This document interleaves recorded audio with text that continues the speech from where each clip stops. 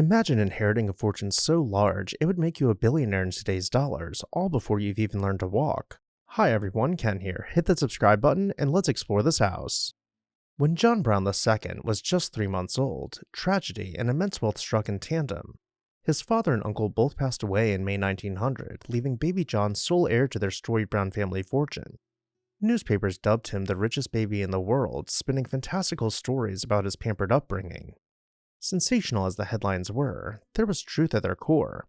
John Nicholas Brown II had unwittingly become one of the wealthiest children in history, inheriting an estate estimated around $50 to $75 million at the time, and worth between $2 to $3 billion today. John's childhood unfolded under the care of his widowed mother, Natalie Brown, who was determined to guide her son responsibly through his unusual start in life. Natalie hailed from high society herself. Her sister Edith married into the Vanderbilt family, and she was no stranger to great wealth. As executor of baby John's trust, Natalie ensured that his inheritance was managed prudently and put to good use. She also understood the importance of environment and shaping her son's upbringing. To provide John with a childhood setting befitting his legacy, and to help them move forward from tragedy, Natalie commissioned a grand new home in Newport where mother and son could spend their summers by the sea. The result would be Harbour Court, an elegant mansion on Rhode Island's coast that became a tangible symbol of young John's birthright. Despite his enviable bank balance, John's early life was not all frivolous luxury. He was raised with an emphasis on education, faith, and public service. He attended elite schools, including Harvard University, and was instilled with a sense of noblesse oblige, the idea that great wealth conferred responsibility to contribute to society. By his 20s, he was already finding ways to put his fortune to constructive use.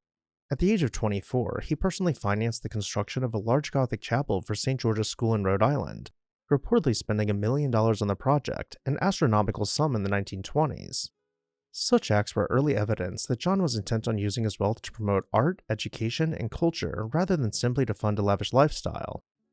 John came of age during the Roaring Twenties and the subsequent economic turbulence of the Great Depression. When the 1929 stock market crash hit, John, then not yet 30, took charge of the Brown family business interests to protect and stabilize the fortune for future generations. During World War II, he put his love of culture to use by serving as a monuments man, part of the Allied effort to locate and return artworks looted by the German forces. Shortly after the war, in 1946, President Harry Truman appointed John as Assistant Secretary of the U.S. Navy for Air, a post he held for 3 years.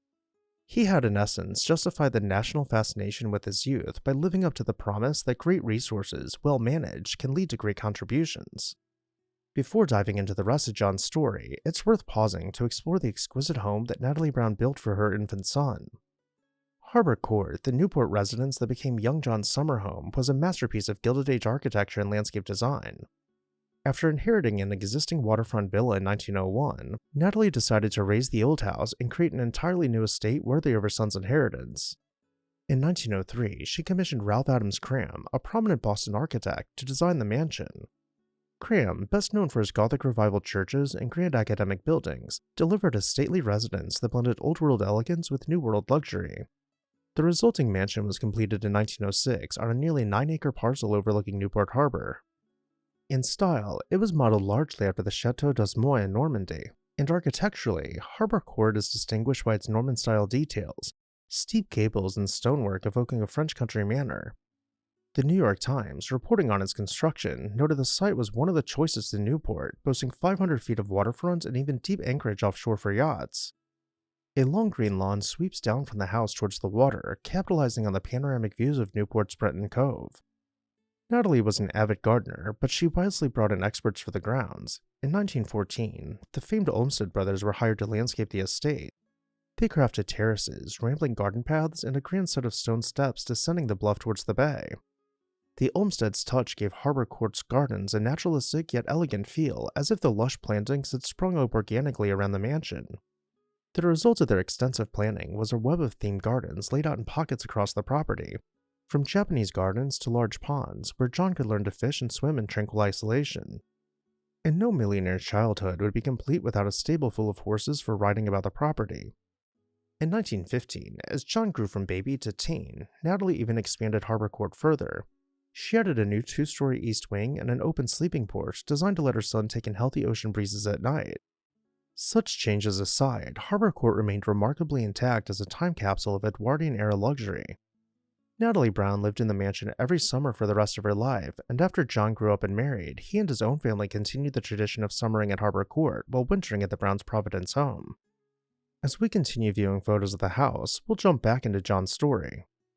As we've seen, far from living in constant luxury, John dedicated much of his life to public service, philanthropy, and cultural leadership. He served for decades on the boards of institutions like the Smithsonian and Brown University. He co-founded scholarly organizations such as the Medieval Academy of America, reflecting his deepest interest in history and art. In recognition of his contributions, the Smithsonian awarded him the Joseph Henry Medal in 1975 for perceptive and unassuming leadership in matters of taste and culture. Rhode Island's leaders, too, praised him as one of the state's most distinguished citizens who epitomized the best of civic virtue. John's personal passions were equally notable. Chief among them was sailing, a love kindled by his boyhood on Newport shores. He became an avid yachtsman who didn't just sail for leisure, but competed at the pinnacle of the sport. John's reputation in the sailing world rose so high that from 1952 to 1954, he served as Commodore of the New York Yacht Club, effectively the chief officer of America's most elite yachting organization. In October 1979, at age 79, John suffered an apparent heart attack while aboard one of his boats in Annapolis, Maryland, during a family trip to celebrate his son's birthday. After his passing, Harbour Court entered a new chapter of its own.